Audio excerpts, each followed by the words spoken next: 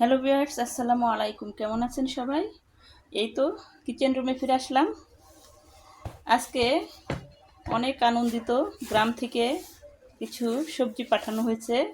এগুলো হচ্ছে কুমড়োর পাতা, একদম টাটকা কচি কচি কুমড়োর পাতা পাঠিয়েছে।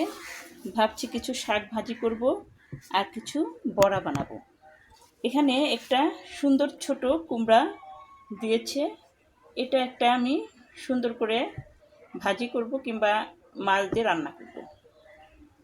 এত সুন্দর একটা কুমড়। আর এখানে একদম গ্রাম থেকে আনা, ওরা বেঁধে টেঁধে দিয়েছে, একদম হেলেঞ্চা শাক জমির। এগুলো দেখেন কত টাটকা হেলেঞ্চা শাকগুলা। এটা আমি ভাজি করব।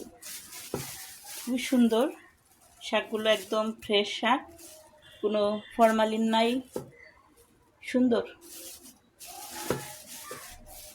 এই শাকগুলা ভাজি করলে অনেক টেস্ট লাগে। দেখতে থাকুন। আজকে চাল কুমড়ার পাতা আমি কিভাবে ভাজি করি চালের গুঁড়ি দিয়ে, সেটাই আপনাদের সাথে শেয়ার করব। চাল কুমড়ার পাতা বড়া আজকে আমি এভাবে বানাবো। এখানে 1 কাপ চালের গুঁড়ি নিয়েছি। হ্যালো ভিউয়ার্স, এখানে আধা কাপ নিলাম আটা, কিংবা ময়দা নিলেও চলবে। হ্যালো ভিউয়ার্স, নিলাম সামান্য একটু হলুদের গুঁড়ো, নিয়ে নিলাম একটু মরিচের গুঁড়ো। মরিচের গুঁড়োটা একটু বেশি দেবো, একটু ঝাল ঝাল করবো, একটু বেশি দিয়ে দিলাম। নিয়ে নিলাম 1 চামচ ধনিয়ার গুঁড়ো। হ্যালো ভিউয়ার্স, নিয়ে নিলাম এখানে 1 চামচ লবণ। লবণটা একটু কম করে দিলেই হবে, কারণ বেশি দিলে তেতো হয়ে যাবে। বেটারটি আমি ভালোভাবে গুলিয়ে নিব। হ্যালো ভিউয়ার্স, দিয়ে দিলাম এখানে কাঁচামরিচ আর রসুন বাটা। হ্যালো ভিউয়ার্স, দিয়ে দিলাম এখানে জিরে বাটা। এখন আমি মিশ্রণটি ভালোভাবে গুলিয়ে নিব বেটারটি। দেখতে থাকুন। হ্যালো ভিউয়ার্স, মেজারমেন্ট কাপের 1 কাপ নিয়েছি এখানে পানি। আর এখানে পেঁয়াজ আর রসুনের সাথে, রসুন আর কাঁচামরিচের সাথে কিছু পেঁয়াজ বাটাও দেওয়া হয়েছে। ভালোভাবে গুলিয়ে নিচ্ছি।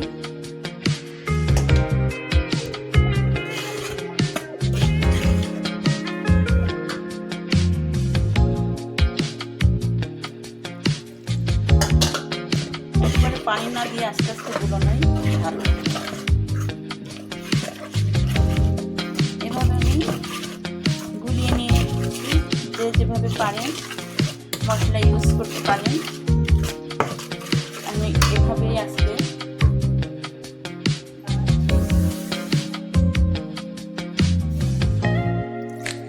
বেশি পানি দেওয়া যাবে না, তাহলে মিশ্রণটি পাতলা হয়ে গেলে আবার খেতে ভালো লাগবে না। হ্যালো ভিউয়ার্স, মিশ্রণটি আমার ভালোভাবে গুলানো হয়ে গেছে।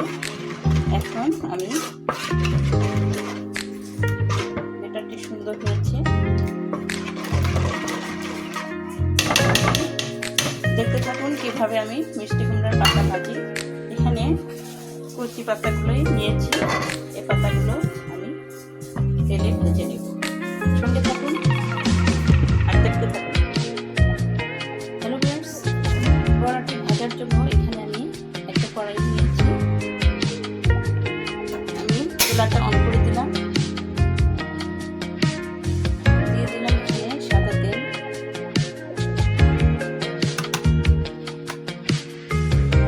এখন এই পাতাগুলো বেটারের মধ্যে ডুবিয়ে ডুবিয়ে ভেজে নেব।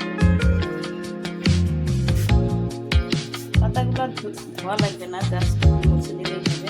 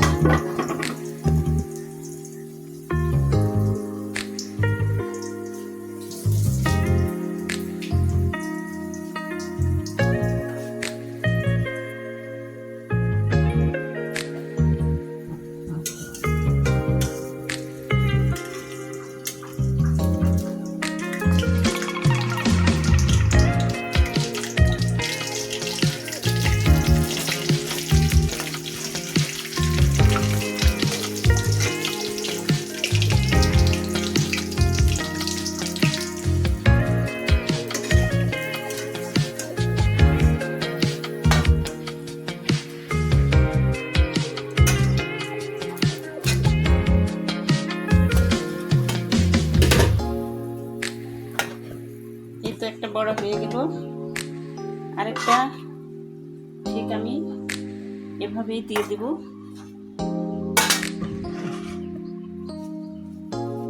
এই পাতাটা মুছে, পাতা কিন্তু ধোয়া যাবে না, একটু মুছে দিলেই হবে। কুমড়োর পাতা বৃষ্টির পানিতে এমনিই চকচকা, যেহেতু এগুলো জাংলার উপরে থাকে।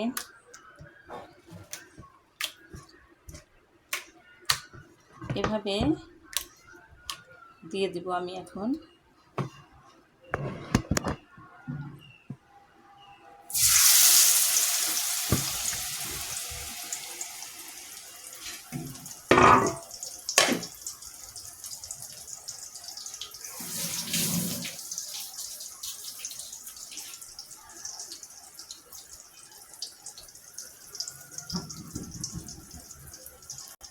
হ্যালো ভিউয়ার্স, আমার বড়াগুলো ভাজা হয়ে গেছে, একদম মুচমুচে বড়াগুলো।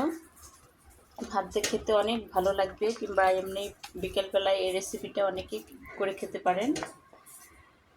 আজকের রেসিপিটা কেমন লাগলো অবশ্যই আপনারা লাইক এবং কমেন্ট করে জানাবেন, আর একটা সাবস্ক্রাইব করে দেবেন, অনুরোধ রইল আপনাদের কাছে।